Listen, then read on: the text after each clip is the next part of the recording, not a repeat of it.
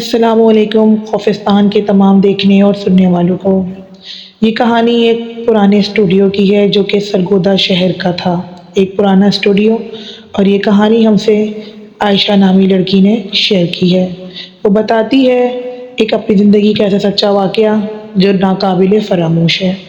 شام کے 6 بجے کا وقت تھا۔ احسن، حمزہ اور عائشہ اسٹوڈیو کے سامنے کھڑے تھے۔ یہ اسٹوڈیو اپنے طرز کا ایک بہت پرانا اسٹوڈیو تھا اور بہت ہی زیادہ اس کے بارے میں کافی لوگوں نے باتیں بھی سنائی گئی تھیں۔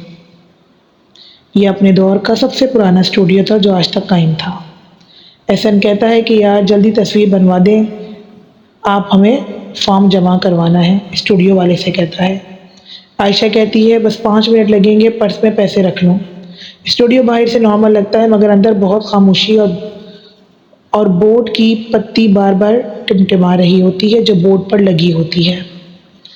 دروازہ کھلتے ہی اندر سے کیمرہ فلیش کی ہلکی سی چمک آتی ہے۔ فوٹوگرافر ریحان میز کے پیچھے بیٹھا ہوتا ہے۔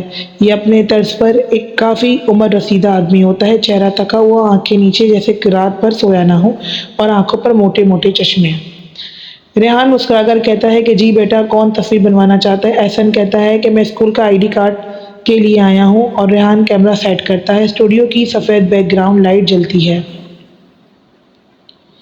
جب احسن کرسی پر بیٹھتا ہے تو کیمرے کی اسکرین پر پیچھے ایک دھند سی بندھی ہوئی دلہن کا خاکہ نظر آتا ہے۔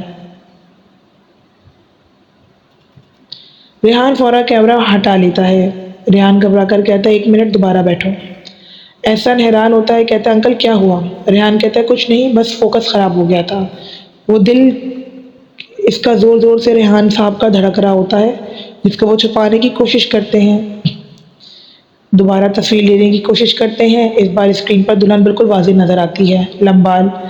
لمبا لال جوڑا جو اس کے بالوں میں بندھا ہوتا ہے، چہرہ بالکل کوئلے کی طرح کالا، اور بڑی بڑی آنکھیں جو سفید ہیرے کی مانند چمک رہی ہوتی ہیں جیسے ان میں آگ دہک رہی ہو، اور ہونٹوں سے خون ٹپک رہا ہوتا ہے۔ دلہن احسن کے بالکل پیچھے کھڑی ہوتی ہے۔ ریحان کا ہاتھ کانپ جاتے ہیں کیونکہ وہ پہلے بھی ایسے کئی واقعات سن چکا ہوتا ہے لوگوں سے، لیکن یہ اس کی زندگی کا ایک ایسا ناقابل فراموش واقعہ ہوتا ہے جو آج اپنی آنکھوں سے خود دیکھ رہا ہوتا ہے۔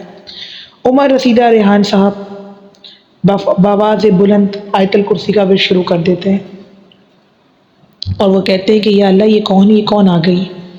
احسن گھبرا کے کہتا ہے کون آ گیا؟ ریحان فوراً تصویر ڈیلیٹ کر دیتا ہے اور کہتا ہے کہ بیٹا تم لوگ بیٹھو، مجھے بس ایک فون کال کرنی ہے۔ وہ باہر جانے کے لیے اٹھتا ہے مگر دروازہ اپنے آپ بند ہو جاتا ہے۔ حمزہ ہنستے ہوئے بیٹھتا ہے، کہتا ہے کیا ہو گیا انکل، آپ تو بہت ڈرے ہوئے لگ رہے ہیں۔ وہ کہتے ہیں نہیں کوئی بات نہیں، دروازہ کھول رہا ہوں۔ دروازہ مگر نہیں کھلتا۔ ریحان کانپتے ہاتھوں سے کیمرہ پکڑتا ہے خود ہی، اور حمزہ ہنس کے کہہ رہا ہوتا ہے کہ انکل آپ تو پتہ نہیں کیا گھبرا گئے، جیسے آپ نے کوئی بھوت دیکھ لیا ہو۔ لیکن کوئی ریحان بابا کے دل سے پوچھتا کہ ریحان نے واقعی ایک ایسی عورت دیکھ لی تھی جو اس نے کبھی سوچی نہیں تھی۔ اس بار حمزہ مذاق ہی مذاق میں کیمرہ پکڑوا دیتا ہے حسن کے ہاتھ میں، اور کہتا ہے چل یار، یہ بڈھا تو گھبرا رہا ہے، تو میری تصویر کھینچ۔ جیسے ہی حمزہ کی تصویر کے لیے ایسے ہی حسن ہنسی مذاق میں کیمرہ آگے کی طرف اٹھاتا ہے تو وہ دیکھتا ہے کہ حمزہ تیرے پیچھے دلہن ہے، اور دلہن حمزہ کے کان میں کچھ کہہ رہی ہوتی ہے۔ حمزہ کا سایہ زمین پر نہیں ہوتا بلکہ چھت پر پڑ رہا ہوتا ہے، اور حمزہ اسکرین دیکھ کر چونک جاتا ہے۔ اوئے یہ کیا بن رہا ہے؟ میرے کان کے پاس کون کھڑا ہے؟ ریحان صاحب کے پسینے چھوٹ جاتے ہیں۔ بیٹا، جب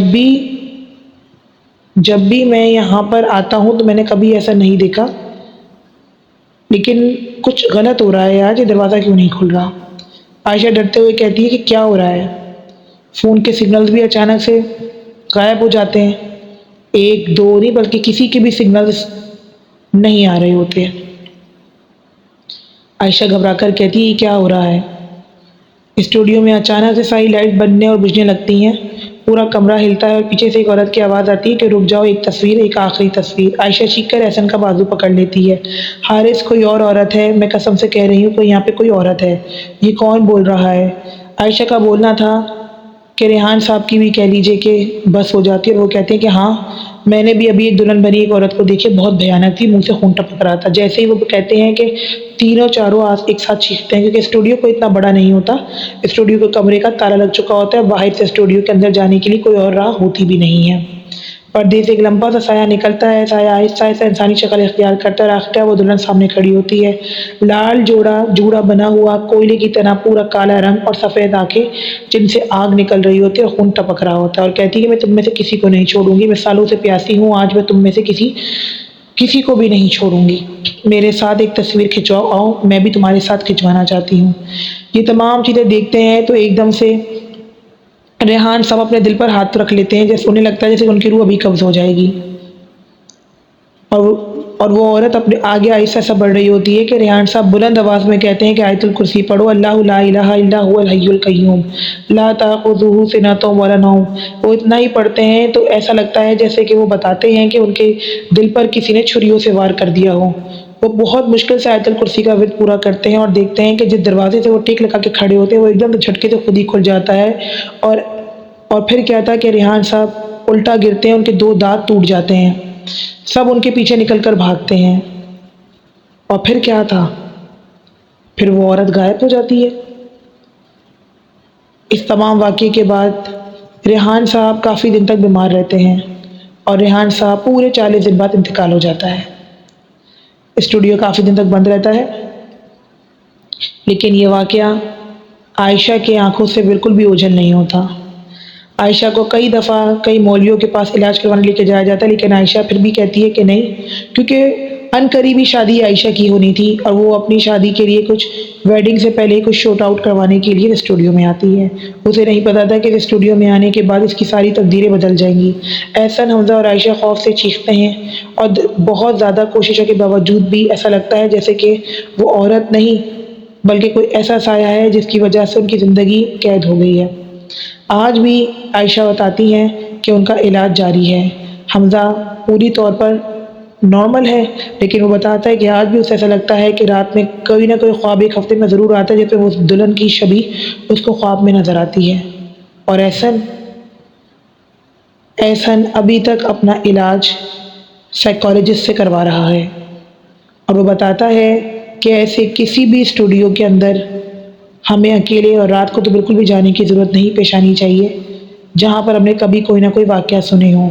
سرگودوں کا یہ اسٹوڈیو آج بھی موجود ہے، لیکن اگر آپ نے بھی کبھی اس اسٹوڈیو میں یا اسٹوڈیو کا نام سنا ہو تو کوشش کیجیے گا کہ آپ اس اسٹوڈیو میں نہ ہی جائیں، اور اجتناب کریں ایسے تمام اسٹوڈیو میں جانے سے جہاں پر صرف موت ہی رس کرتی ہے، اور اس کے بعد انسان جیتا اگر ہے تو موت کے بہت قریب ہو جاتا ہے۔